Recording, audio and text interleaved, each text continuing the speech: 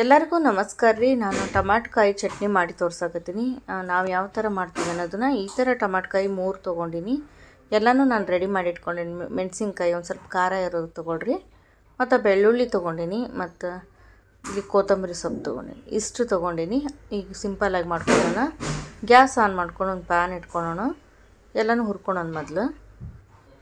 ಈಗ ಹಸಿ ಮೆಣಸಿನ್ಕಾಯಿನ ಹಾಕ್ಕೊಳಕತ್ತೀನಿ. ಇದನ್ನು ಹುರಿಯೋದ್ರಿಂದ ಟೇಸ್ಟ್ ಚಲೋ ಬರ್ತೈತಿ.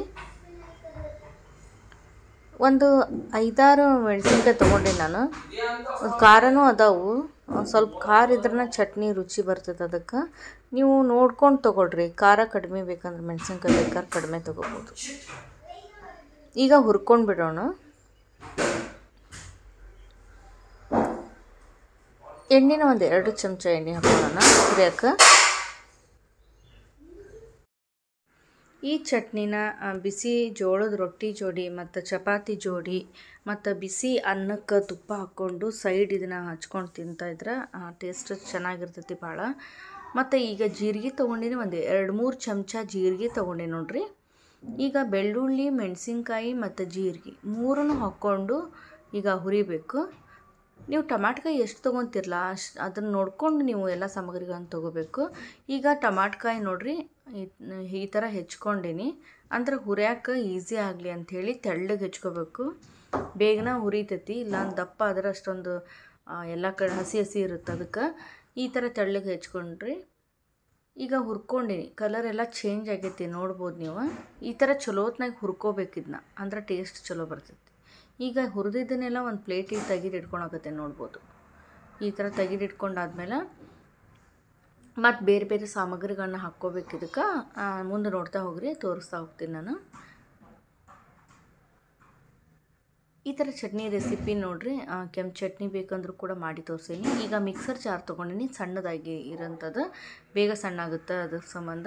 ಈಗ ನೋಡ್ಬೋದು, ಈಗ ನಾನೆಲ್ಲನೂ ಈಗ ಹುರಿದಿಟ್ಟಿದ್ದನ್ನು ಮಿಕ್ಸರ್ನಾಗ ಹಾಕ್ಕೊಂಡು ಸ್ವಲ್ಪ ಕೊತ್ತಂಬರಿ ಸೊಪ್ಪನ್ನ ಇಟ್ಕೊಂಡಿನಿ, ಅದನ್ನು ಹಾಕ್ಕೊಂಡಿನಿ. ಮತ್ತು ಸ್ವಲ್ಪ ಬೆಲ್ಲ ಹಾಕ್ಕೊಳ್ಳೋಣ. ಹುಳಿ ಇರುತ್ತೆ ಅದಕ್ಕೆ.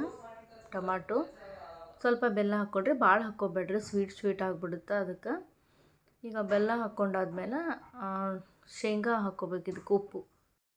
ಇದಕ್ಕೆ ಉಪ್ಪು ರುಚಿಗೆ ತಕ್ಕಷ್ಟು. ಮತ್ತು ಇದಕ್ಕೆ ಶೇಂಗಾ ಹಾಕೀನಿ, ಅದು ವಿಡಿಯೋ ಇದು ಆಗೈತಿ, ಅದ್ರ ಸಂಬಂಧ ಬಂದಿಲ್ಲ ಅದು. ಅದ್ರ ಸಂಬಂಧ ನೀವು ಶೇಂಗಾನ ಹುರಿದು ಇದಕ್ಕೆ ಹಾಕ್ಕೊಳ್ರಿ. ಮತ್ತು ಅರಿಶಿಣದ ಪೌಡ್ರ್ ಹಾಕ್ಕೊಳಕತ್ತೆ ನೋಡ್ರಿ. ಈಗ ಒಂದು ಸ್ವಲ್ಪ ಗುರಾಳ್ ಪೌಡ್ರು, ಭಾಳ ಬೇಡ, ಸ್ವಲ್ಪ ಗುರಾಳ್ ಪೌಡ್ರು ಇಷ್ಟು ಹಾಕ್ಕೊಂಡಾದ್ಮೇಲೆ ನೀರಿಲ್ದಂಗೆ ನಾವು ಇದನ್ನ ಮಿಕ್ಸರ್ ಮಾಡ್ಕೊಂಡು ಬರೋಣ ಅಂತ. ಈಗ ನೋಡ್ರಿ ಮಿಕ್ಸರ್ ಮಾಡ್ಕೊಂಡು ಬಂದೀನಿ. ಇಷ್ಟು ಅತಿ ಸಣ್ಣ ಮಾಡ್ಕೊಳೋದೇನು ಅವಶ್ಯಕತೆ ಇರೋದಿಲ್ಲ. ಈ ಥರನ ಮಾಡ್ಕೋಬೇಕು ಈ ಚಟ್ನಿನ. ಈಗ ರೆಡಿ ಆಯಿತು ನಮ್ಮ ಉತ್ತರ ಕರ್ನಾಟಕದ ಕಡೆ ನಾವು ಮಾಡುವಂತಹ ಟಮಾಟಕಾಯಿ ಚಟ್ನಿ. ಈ ರೆಸಿಪಿ ಒಂದು ಸರಿ ಇದೇ ಥರ ಮಾಡಿ ಏನಿಸ್ತು ಅನ್ನೋದು ಕಮೆಂಟ್ ಒಳಗೆ ತಿಳಿಸೋದನ್ನು ಮರಿಬೇಡ್ರಿ. ಈಗ ಬಟ್ಲಿಗೆ ಸರ್ವ್ ಮಾಡಕತ್ತೀನಿ. ಬಿಸಿ ಜೋಳದ ರೊಟ್ಟಿ ಸಖತ್ತಾಗಿರ್ತೈತಿ. ಯಾವುದು ಪಲ್ಯನ ಬೇಡ, ತುಪ್ಪ ಈ ಥರ ಚಟ್ನಿ ಹಚ್ಕೊಂಡು ತಿಂತಾಯಿದ್ರೆ 2 ರೊಟ್ಟಿ ತಿನ್ನೋರು 3 ರೊಟ್ಟಿ ತಿಂತಾರೆ, ಅಷ್ಟು ಚೆನ್ನಾಗಿರ್ತೈತಿ. ಮತ್ತು ಅದ್ರ ಜೋಡಿ ನೀವು ಬಿಸಿ ಬಿಸಿ ಅನ್ನದ ಜೋಡಿನೂ ತಿನ್ಬೋದು. ಒಂದು ಸಾರಿ ಮಾಡಿಕೊಂಡು ಏನಿಸ್ತು ಅನ್ನೋದು ಕಮೆಂಟ್ ಒಳಗೆ ತಿಳಿಸಿ. ಮತ್ತು ಇನ್ನೂ ಯಾರು ಹೊಸದಾಗಿ ನೋಡಕತ್ತೀರಿ ನನ್ನ ಚಾನಲ್ನ ಸಬ್ಸ್ಕ್ರೈಬ್ ಮಾಡ್ಕೊಳ್ರಿ. ಮತ್ತೆ ಭೇಟಿ ಆಗ್ತೀನಿ ಮುಂದಿನ ವಿಡಿಯೋದಾಗ. ನಮಸ್ಕಾರ ರೀ.